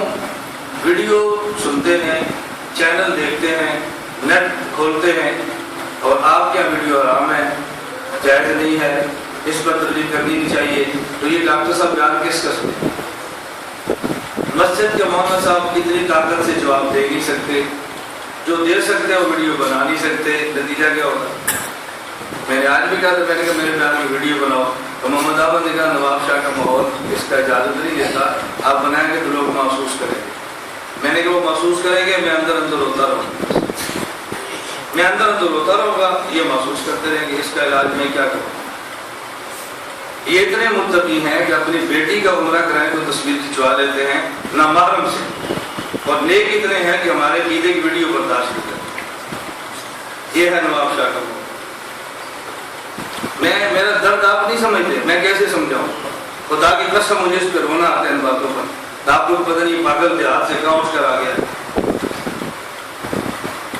میں ایک چھوٹی سی بات کہہ دوں. میں ایک مسجد میں میرا بیان تھا، جب بیان کے لیے گیا تو میں لڑکے سے کہا یار یہ کیمرہ لگاؤ، میرا ویڈیو بناؤ میرے بیان. امام مسجد صاحب فرمان لگے مولانا صاحب ویڈیو نہ بنائیں، ہماری مسجد میں تبلیغی جماعت آئی ہے، ساتھ وہ لوگ محسوس کرتے ہیں. میں نے کہا آپ کو اعتراض ہے؟ کہتے مجھے تو نہیں. ان کو پتہ ہے میں نے کہا نا ہے، اس نے دلیل شروع کر دینی کاپی مجھے نہیں ہے، جان چھوڑے اور یہ کسی اور کے گلے مجھے بڑھا. انہوں نے کہا نہیں مجھے تو نہیں، جماعت والوں نے. میں نے کہا چلے جماعت والوں سے میں بات کو کیمرہ بند رکھوں، میرا بات کر. میں نے جماعت والوں سے پوچھا میں اس مسجد میں کیوں آئے؟ کہتے ہیں ہماری سال کی جماعت ہے، ہمارے پاسپورٹ ایمبیسی کی ہے ویزے کے لیے، اور ہمیں بزرگ روک دیا ہے جب تک ویزا لگتا ہم یہاں کام کریں گے، ویزا ملے گا تو ہم باہر چلے جائیں گے۔ میں نے پوچھا جو آپ کے پاسپورٹ پہ جو آئے ہیں تو 7 تصاویر بھی دی ہیں، 4 ویزے کی 2 1 کہتے دی ہیں۔ میں نے کہا آپ کو نہیں پتا تصویر حرام ہے؟ کہتے ہیں پتہ ہے۔ تو میں نے کہا کیوں دی آپ نے تصویر بیرون ملک جانے کے لیے؟ کہتے ہیں مولانا صاحب کیا کریں، اس کے بغیر باہر کا ویزا نہیں لگتا۔ تو میں نے کہا نہ جاؤ، اللہ قیامت کو پوچھیں گے تم دعوت تبلیغ کے لیے امریکہ کینیڈا کیوں نہیں گئے؟ تو کہنا اللہ بغیر تصویر کے ویزا نہیں لگتا تھا، تصویر حرام تھی اس لیے ہم نہیں گئے۔ تم بری ہو، کیا ضرورت ہے جانے؟ نہ جاؤ نا پھر 1 سال کے لیے، بھائی حرام کام کر کے کیوں باہر جاتے ہو؟ تو چپ ہو گئی۔ ان کے پاس جواب تھا کوئی نہیں، مجھے پتا تھا۔ میں نے کہا بابا بات سمجھو، تم خود کو نیک سمجھتے ہو، میں فاسق سمجھتے ہو، جو ویڈیو بناتا ہے میں سمجھتا ہوں تمہارا ہمارے بارے میں دماغ کیا ہے۔ میں نے کہا بات اچھی طرح سمجھو، تصویر تم بھی بناتے ہو، تصویر میں بھی بناتا ہوں۔ تمہاری تصویر ہے جامد ایک جگہ بالکل پرنٹڈ کاغذ میں، ہماری تصویر کون سی ڈیجیٹل جو حرکت کرتی ہے۔ یہ جو تمہاری تصویر پرنٹڈ ہے اس کو سارے مفتی کہتے ہیں حرام، ایسے ہی، اور جو ڈیجیٹل ہے کوئی کہتے ہیں گنجائش ہے، کوئی کہتے ہیں حرام ہے۔ تو میں نے کہا میرا حرام اختلافی ہے، تمہارا حرام اتفاقی ہے۔ اس کا معنی ہے کہ میں بھی حرام کرتا ہوں مگر چھوٹا، تم کرتے ہو بڑا۔ میں نے کہا ایک بات ہو گئی، ہم سے نہیں بات سمجھے، میں لطیفہ کو مولوی نہیں ہوں، میں اپنا درد تمہیں سمجھا۔ میں نے اس لیے کہا میرا درد تمہیں کیوں نہیں سمجھ نہیں آتا کہ میں رائیوینٹ سے نہیں آیا، تم نے مجھے بزرگ سمجھتے، رائیوینٹ سے آتا آپ نے کہنا تھا حضرت کا درد سمجھو۔ میں سرگودا سے آیا ہوں، دیہات چھوڑ کر آیا ہوں، کسی بڑے مرکز سے نہیں آیا، یہ تو مجھے نہیں سمجھتے کہ یہ بھی نیک آدمی ہوگا۔ میں نے کہا ایک بات سمجھ آ گئی؟ کہتے آ گئی۔ میں نے کہا مجھے دوسری بات بتا، یہ تمہاری تصویریں کہاں پڑی ہیں؟ سخارت خانے۔ میں نے کہا جو میں ویڈیو بناتا ہوں یہ کہاں جاتی ہے؟ کہا امریکہ۔ تو میں نے کہا کام تمہیں ہی تصویر سے لیا، کام میں نے بھی تصویر سے لیا، فرق کیا ہے؟ تمہاری تصویر یہاں رہتی ہے، تم خود جاتے ہو، میں سرگودا رہتا ہوں، میری تصویر امریکہ جاتی ہے۔ تو نہ تو دونوں کر رہے ہیں، میں اکیلا تھوڑا کر رہا ہوں۔ ہمارے حضرت بہت نیک ہے، یہ بہت نیک ہے، کیوں؟ ہر سال اپنے بچوں کے ساتھ عمرے میں جاتا ہے، یہ وہ بہت بڑا فاسق ہے، ہر سال اپنی بچوں کی تصویریں کھنچواتا ہے۔ کون؟ آپ نہیں کہیں گے کیوں؟ کعبے کی عظمت ہے، پیر صاحب کا احترام ہے، عقیدے کی عظمت نہیں ہے، ہمیں آپ ہندو سمجھتے ہیں تو آپ تو کہیں گندا کام ہوتا ہے۔ میری بات آپ سمجھ لیں۔ اب میں جو شبہات چلاتا جاؤں گا نا، مجھے ایمان سے بتاؤ اگر ان شبہات کا جو آپ ویڈیو ریکارڈ کرا کے آپ اپنے یہاں پروفیسروں میں تقسیم کرتے، ڈاکٹروں میں تقسیم کرتے، ان کا عقیدہ ٹھیک ہوتا کہ نہیں؟ بولتے نہیں۔ اور بھائی بدلتے کہ نہیں بدلتے؟ وہ آپ نہیں چاہتے۔ ہر ضلع جانا مولانا بہت پریشانی ہے، یا ذاکر نائک کا بڑا فتنہ ہے۔ میں نے کہا ذاکر نائک نواب شاہ کبھی آیا نہیں، تو کیا فتنہ ہے؟ لوگ دیکھتے ہیں تو میں نے کہا ہمیں دکھا دو ان کو، اس کو جو دیکھتے ہیں تو بھی مولانا صاحب کو دیکھتے، بات ختم ہوگی۔ میں یہ بات اب کیسے سمجھاؤں؟ آپ سمجھتے ہیں مجھے شوق ہے، بس جس کو دنیا ویڈیو دیکھتی ہے، 10-10 لاکھ لائیو دیکھتا ہے، 1.5 کروڑ ٹی وی پہ لائیو دیکھتا ہے، وہ تمہارے مسئلے کی ویڈیو کو کیا کرے گا؟ میں صرف چاہتا ہوں کہ بیانات ریکارڈ ہوں، محفوظ ہوں۔ آپ ویڈیو چھوڑو، ناراض نہ ہونا۔ آپ نے کوئی ٹیپ لگا کے آڈیو ریکارڈنگ کا اہتمام کیا؟ بتاؤ میں کیسے کھول کے بیان کروں؟ مجھے پتا ہے میرا بیان ہوا میں تحلیل ہو رہا ہے، پانی میں ضائع ہو رہا ہے، میں بیان کیا کروں؟ جب میں آپ کے آتا ہوں یہ ریکارڈنگ لگی ہوتی نا، پھر میں نے ٹھہر کے بات کرنی، دلیل سمجھانی تھی، کیوں میرا بیان ریکارڈ ہو رہا ہے، یہ ڈاکٹر نے سننا ہے، پروفیسر سنے گی، خواتین سنے گی، اسی طرح ریکارڈ کراؤں گا نا۔ تو جب آپ اس کا اہتمام نہیں کریں گے تو میں اہتمام سے ریکارڈ کیسے کراؤں گا؟ میری بات سے ناراض نہ ہونا، اللہ کرے آپ آئندہ اس کا اہتمام کر دیں، آپ اس کو سمجھیں۔ نہیں ویڈیو بنا سکتے، نہ بڑا حرام ہے، آڈیو تو حلال ہے کہ نہیں؟ آپ نے آڈیو کو بھی اہتمام نہیں کیا۔ میں کیسے میں گزارش ہی کر رہا ہوں، اللہ میں بات سمجھنے کی توفیق دے، آگے سمجھیے۔ یہ جاوید غامدی لاکھوں کو برباد کر رہا ہے ویڈیو پر بیٹھ کر۔ دلیل سمجھو، اذ قال اللہ یا عیسیٰ انی متوفیک ورافعک الی ومطہرک۔ اللہ فرماتے ہیں عیسیٰ میں تجھے موت دوں گا اور تجھے اٹھا لوں گا اور یہودیوں سے تجھے بچا لوں گا۔ اب بتاؤ جو آدمی عالم نہیں ہے، ڈاکٹر ہے، جب قرآن اس طرح پڑھو گے، اچھا اگلی بات سنو، وہ کہتا ہے عیسیٰ علیہ السلام پر موت کا آ جانا، یہ عیسیٰ علیہ السلام میں عیب تو نہیں ہے، کوئی توہین تو نہیں ہے۔ آدم علیہ السلام پر موت آئی کہ نہیں؟ بولتے ہو حضرت نوح پہ، حضرت ابراہیم پہ، حضرت موسیٰ پہ، حضرت عیسیٰ پہ، خود رسول اللہ صلی اللہ علیہ وسلم پہ، عیسیٰ علیہ السلام پہ موت آ گئی تو پھر کون سی کوئی ہے؟ تو ہی نا ان کی موت آ گئی ہے. خام خام مولوی لڑتے ہیں موت نہیں آئی، موت نہیں آئی، موت نہیں آئی. جب قرآن کہہ رہا ہے موت دی اللہ نے اٹھا لی ہے تو ہم مان لیتے ہیں. اس میں تو ان کی بات کون سی ہے؟ اللہ ہم کو زندہ کر کے دوبارہ بھیج دیں گے. اللہ کے لیے مشکل ہے کہ دوبارہ زندہ نہیں کر سکتے. اب بتاؤ ڈاکٹر اس بات کو مانے گا یا نہیں مان جائے؟ کالج کا لڑکا بدل جائے. اب آپ کہتے ہیں وہ لڑکے خراب ہو گئے، لڑکے خراب ہو گئے، لڑکے خراب ہو گئے. اب تو خراب ہو گئے وہ. یہ اس نے ایک شبہ پیدا کیا. میں سمجھاتا ہوں، اب اس کا جواب سمجھو. ہم کہتے ہیں کسی آیت کو سمجھنے کے لیے اس آیت کا پس منظر دیکھنا ضروری ہے کہ یہ اللہ نے کس پس منظر میں بات کی. بات سمجھے؟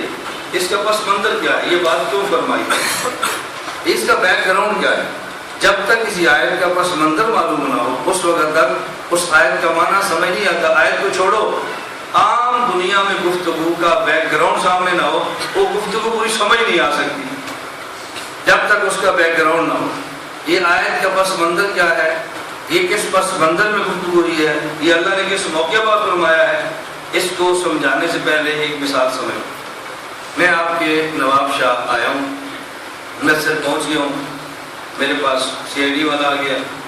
اس نے کہا جی مولانا صاحب آپ نواب شاہ کی سوسائٹی کے مسئلے میں بیان نہ کریں، اگر کریں گے تو پرچہ کٹے گا، ہم گرفتار کر لیں. دیکھیں باہر بھی پولیس کھڑی ہے، ادھر بھی کھڑی ہے، ادھر تینوں گیٹ پر ہم نے پولیس کھڑی کر دی.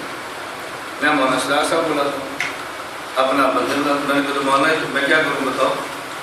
آپ کہتے ہیں بیان کرو، یہ پولیس والا بیٹھا ہے کہتے ہیں ہم گرفتار کر لیں گے. بیان کرو گے تو آپ کو نواب سے جیل ڈالیں گے، آپ سبودا واپس نہیں جائیں گے، خبردار بیان کیا. مولانا مجھے فرماتے ہیں کہ دیکھیں ہم نے آپ کو بلایا ہے، ہم مہمان نواز ہیں، یہ آپ کو ہاتھ بھی نہیں لگا سکتے، بحفاظت سرگودے پہنچانا ہماری ذمہ داری ہے، یہ آپ کو کچھ نہیں کہیں گے، ہم آپ کی حفاظت کریں گے. ہم میں دلیر ہو گیا کہ بتاؤ ہو گیا نا. اس کے بعد میرے ذہن میں شبہ ہے. میں کہتا ہوں مولانا بات تو آپ کی ٹھیک ہے، مجھے اعتماد ہے، لیکن اس دروازے پر بھی پولیس ہے، اس پر بھی پولیس ہے، اس پر بھی پولیس ہے، تو آپ مجھے یہاں سے نکالو گے کیسے؟ مولانا تب کہتے ہیں یہ دیکھیں، یہ اگر آپ کی کھڑکی دیکھیں، مجھے سمجھ آ گئی نا کیا مطلب ہے.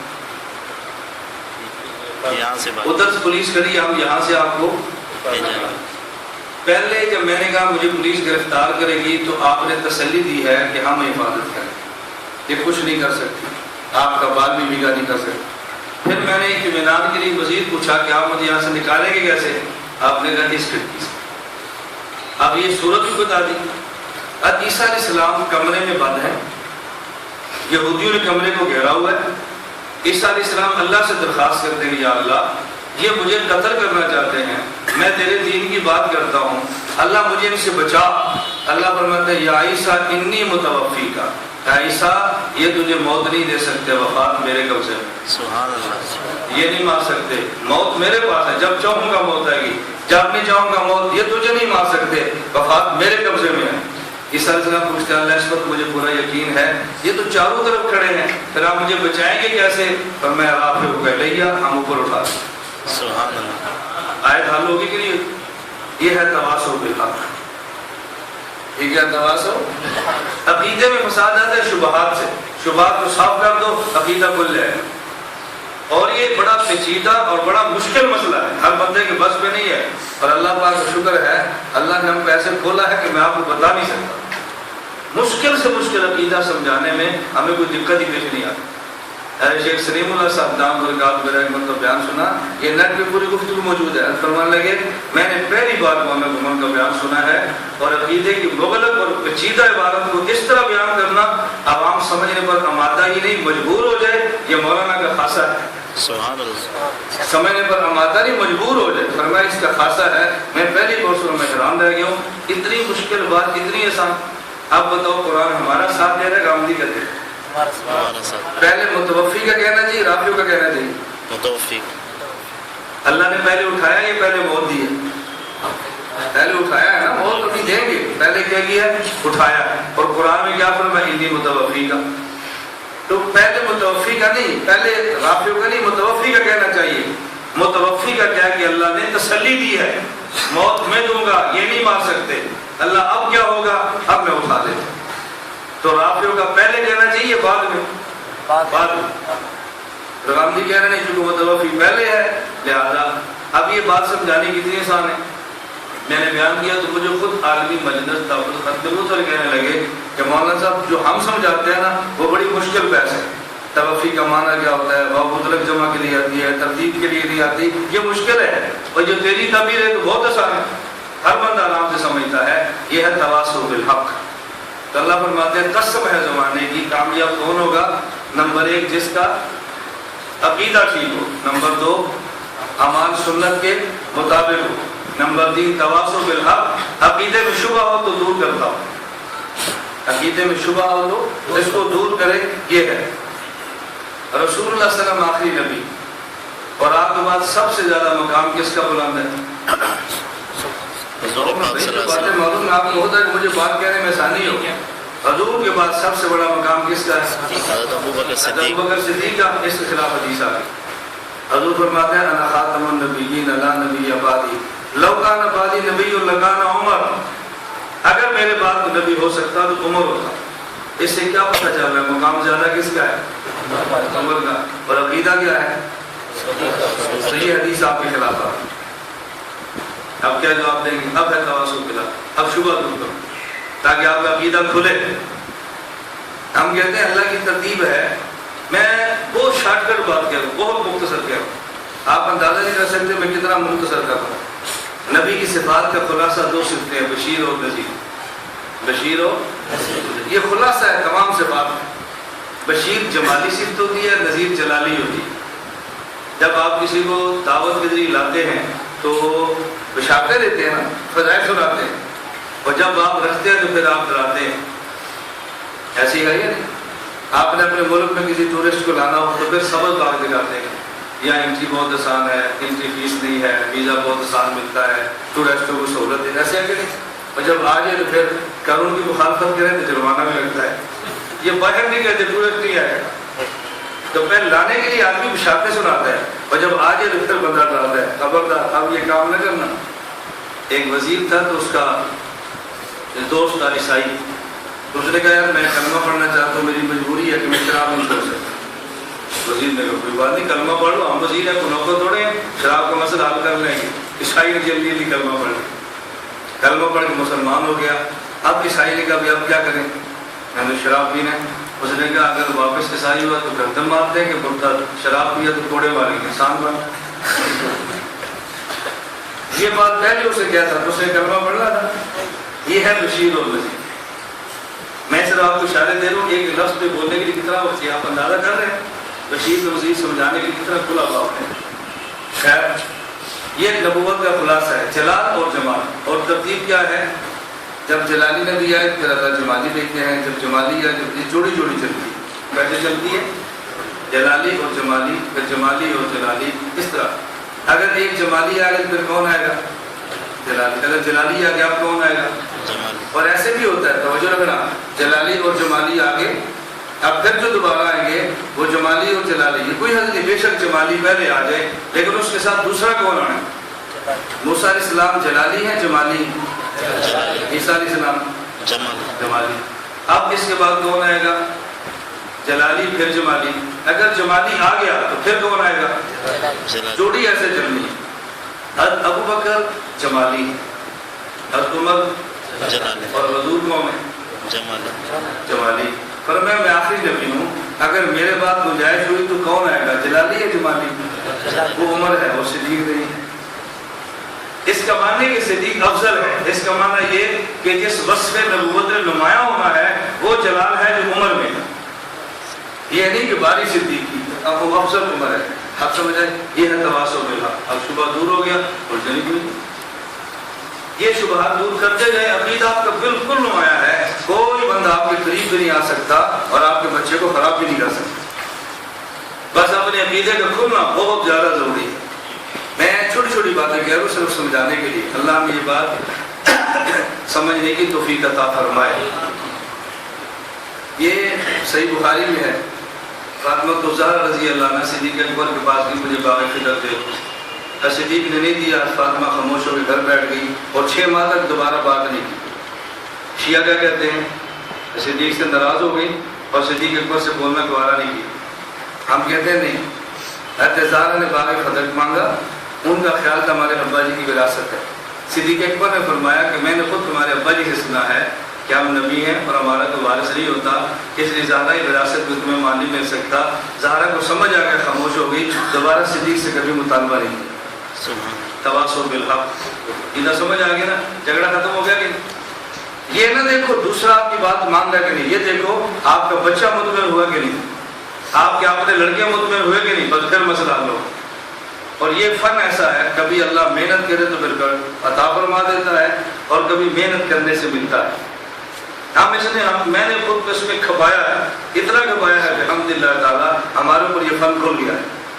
میں مذاق نہیں کرتا، میں کتابوں سے بے نیاز ہو کے اس فن پہ چلتا ہوں۔ جو بھی بندہ سوال کرتا ہے الجھن دور کرتے دیر نہیں لگتی، کیوں؟ ہم نے خود کو اس کے لیے وقف کر دیا۔ جب آدمی خود کو وقف کر دے وہ کتنا دوڑ سکتا ہے، جتنا دوڑ سکتا ہے دوڑتا ہے، اگلا معاملہ اللہ اپنے حوالے کر دیتے۔ بھائی یہاں تک تو نے دوڑنا تو دوڑ لیا، اگلا کام ہمارا ہے۔ 24 گھنٹے تو مطالعہ کرے نہیں ہو سکتا، کچھ کر لے باقی ہم کھول دیں۔ اور اس پر حدیث ہے، یہ میری اختراع نہیں ہے، من عمل بما علم علمہ اللہ ما لم یعلم، جتنا پڑھا ہے اس پر عمل کر لے، جو نہیں پڑھا تو اللہ ویسے ہی عطا فرما دے۔ یہ حدیث مبارک میں حکیم علامہ تھانوی اس پر واقعات لکھے ہیں اس بات کو سمجھانے کے لیے۔ میں ابھی گھوٹکی میں تھا، پرسوں کی بات ہے، دھیان سے فارغ ہوئے تو صبح تبلیغ جماعت میں کچھ احباب بگڑا ہوا لڑکا، مثال سے یہ ہمارا لڑکا ہے بگڑ گیا، میں کہتا ہوں مجھے مزہ ہے جب نہ بگڑا ہو تو پھر بھی میرے پاس لاؤ، جب بگڑتا ہے تو پھر آتے ہو، پھر پیار بھی کرتے ہو، نہ بگڑا ہو نا۔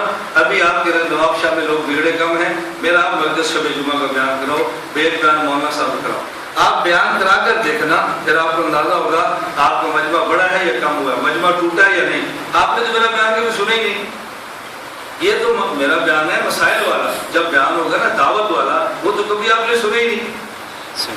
آپ کے ذہن میں کہ اس کو دعوت والا بیان آتا ہی نہیں، اس کو پتہ ہی نہیں دعوت کیا ہوتی ہے، یہ میں کیسے بات سمجھاؤں؟ میں نے اس لیے کہا کہ آپ ایک ایک چیز لے کر کر رہے ہو، اللہ پاک نے میں کافر کے ساتھ کی ساری نعمتیں عطا فرمائیں۔ خیر میرے پاس لائے، میں بات کر سمیٹتا ہوں۔ اب آپ کہتے ہیں ٹائم تو 12:30 ہو گیا، تو جو لیٹ آئے ہیں اس کا حل ہے جو پہلے ہم کچھ کھانا شروع کرائیں، جو لیٹ ہے ان کو میرے پاس بٹھائیں تاکہ وہ 1:30 بجے تک چلے۔ بھائی جو جلدی ہے وہ جلدی ہے، اور جو لیٹ آئے وہ اب بات آ رہے ہیں 12:30 میں، کھانے کا وقت ہو گیا، اب ہم کھانے میں شریک ہو جائیں۔ آج کے اجلاس کھانے کا نہیں ہے، آج کے اجلاس کس کا ہے؟ تربیت کا ہے، اور ساتھ کھانا بھی ہے۔ تربیتی اجلاس ہو جو کھانا نہ کھائیں اور کھانا کھا کے اجلاس رہ جائے تو بہتر کیا ہے؟ اجلاس جاری ہو جی۔ اب سوچنا شروع ہو گیا، میں آپ کا وقت نہیں لیتا، میں صرف دن سازی کر رہا ہوں، مقصد سمجھا کریں کہ ہمارے اس بار کے مقصد کیا ہے۔ کل ہمارا بیان تھا، ہمارا جب کھانا بلایا، میں نے کہا میں نہیں کھاؤں، ہم نے محنت سے تیار کیا ہے، میں نے کہا بھی آپ نے کھانا بنایا مجھے خوش کرنے کے لیے، میری راحت اس میں ہے کہ مجھے نہ کھلاؤ۔ پھر وزٹ کر رہے ہیں، ہم نے بنایا، میں نے کہا میں اس کو باندھ کے میری گاڑی میں رکھ دو، میں اس کو سکوتا لے جاتا ہوں۔ بھی پوچھے کہ خراب ہو گیا، میں نے کہا تو نے پکایا تھا، پھینکنا تو نہیں تھا نا، یہ خراب ہی رکھ لے، وہ نہیں مانتے تھے، اور میں کیا کروں بھائی، راحت کا خیال رکھو۔ خیر میں بات سمجھا، میرے پاس آ گئی، اس لڑکے کو بات سمجھائیں، آپ طریقہ سمجھے بات کرنے کا۔ میں نے کہا آپ کے کیا مسئلے ہیں؟ کہتے 3 رفع دین نمبر 1، نمبر 2 میرا مسئلہ ہے حلالے کا، یہ میں نے مسئلہ سمجھا، اور کو مسئلہ تو ایک مسئلہ اور بتا دیے، 3 مسئلے میں نے پوچھا۔ میں نے کہا پہلے کون سا مسئلہ سمجھا ہے؟ کہتے ہیں رفع دین، غیر مقلد جو بھی آپ کے پاس آئے گا سب سے رفع دین نماز پڑھے، سب سے پہلے جو بھی آئے گا نا پہلے اسی پہ آئے گا، وہ سمجھ لیں اس مسئلے میں ہمارے پاس حدیث ہے بہت بس۔ میں نے کہا چلو اس پہ کر لیتے ہیں۔ میں نے کہا ہم کیا کہتے ہیں رفع دین کے بارے میں نے کہا آپ کو پتہ ہے کیا کہتے ہیں؟ کہتے نہیں۔ میں نے کہا ہم کہتے ہیں حضور پاک صلی اللہ علیہ وسلم نے رفع دین کیا تھا پھر چھوڑ دیا تھا، ہم یہ کہتے ہیں۔ آپ کہتے کیا تھا اور ہمیشہ کیا تھا، اتنی سی بات ہے۔ یہ بات آپ سمجھ لیں، آپ کو نہ بخاری پریشان کرے نہ مسلم پریشان کرے، کوئی کتاب پریشان کرے۔ میں نے کہا ایک بات سمجھا کر دیجیے۔ میں نے کہا دوسری بات مجھے بتاؤ، ایک کتاب ایسی ہے کہ جس کا مصنف ایک مسئلے پر صرف ایک قسم کی حدیثیں لکھتا ہے، آپ بھی سمجھ لیں۔ ایک کتاب ایسی ہے جس کا مصنف صرف ایک ہی قسم کی حدیثیں لکھتا ہے، اور دوسری کتاب کون سی ہے کہ جس کا مصنف ایک مسئلے پر دونوں قسم کی حدیثیں لکھتا ہے، پھر آخر میں فیصلہ بھی کرتا ہے۔ میں نے کہا بیٹا سب سے بہتر کتاب کون سی ہے؟ کہتے ہیں دوسرے والی۔ آپ بتاؤ کون سی بہتر ہے؟ ایک عالم صرف اپنے مسلک پہ دلائل دیتا جائے، ایک عالم اپنے مسلک پر دلائل بھی دے، پھر دوسرے کے بھی دے، پھر دونوں میں ترجیح بھی دے، تو زیادہ اچھا کون سا ہے؟ مجھے کہتا ہے یہ دوسرے والی۔ میں نے کہا جب آپ اہل حدیث کہتے ہیں کہ رفع دین کرنا چاہیے تو کون سی کتاب دکھاتے ہیں؟ کہتے ہیں بخاری شریف۔ میں نے کہا نہیں بخاری نہیں دکھانی چاہیے۔ مجھے کہتے ہیں کیوں؟ میں نے کہا امام بخاری کی کمزوری یہ ہے وہ صرف ایک قسم کی حدیثیں لاتا ہے، اور تو نے خود کہا کہ یہ نہیں، وہ کتاب جس میں دونوں قسم کی ہے۔ میں نے کہا تو نے خود مجھے پہلے بتایا نا وہ کتاب پیش کرو جس میں امام بخاری ایک قسم کی لاتا ہے، دونوں نہیں لاتا۔ تو اہل حدیث کو چاہیے تجھے وہ کتاب بتائے جس کا مصنف دونوں قسم کی حدیثیں لائے، پھر فیصلہ کرے، اور کتاب بھی سیاستہ بھی۔ مجھے کہتے ہیں وہ کون سی؟ میں نے کہا جامع ترمذی ہے۔ میں نے کہا ترمذی شافعی ہے، رفع دین کرتا ہے، حدیثیں دونوں قسم کی لاتا ہے، پہلے رفع دین کا باب باندھتا ہے، پھر کہتا ہے باب الترک ذالک، حضور نے چھوڑ دیا تھا۔ خود کرتا ہے، کہتا ہے حضور نے چھوڑ دیا تھا۔ تو ہم نے یہ نہیں دیکھنا خود کیوں کرتا ہے، ہم نے دیکھنا وہ لکھتا کیا ہے۔ خود کیوں کرتا ہے یہ الگ بات ہے۔ میں اس پہ بات شروع کر دوں نا کہ ترمذی مانتا ہے کہ چھوڑ دیا ہے، پھر بھی کیوں کرتا ہے، یہ آپ کے لیے ایسی بحث ہوگی جو آپ نے ترمذی میں کبھی نہیں پڑھی ہوگی۔ میں مذاق نہیں کرتا، آپ نے کبھی نہیں پڑھی ہو، آپ کے انوکھی بحث شروع ہوگی۔ الجھن والی ہے یا نہیں؟ امام ترمذی خود کرتا ہے، اور آخر میں باب کون سا لاتا ہے؟ تو جب حضور نے چھوڑ دیا ترمذی خود کیوں کر رہا ہے؟ چھوڑ دینی چاہیے۔ یہ بات سمجھ آ جائے تو پھر آپ کو عقیدت بھی سمجھ آئے، پھر طریقت بھی سمجھ آئے، پھر مشائخ اور اکابر کے اقوال بھی سمجھ آئے، پھر سمجھ آئے کہ بزرگ کیا ہوتے ہیں۔ یہ جانتے ہیں نا اکابر اکابر اکابر یہ کیا چیز ہوتی ہے؟ میں پھر اس پہ لڑکا کہتا ہے بات تو آپ کی ٹھیک۔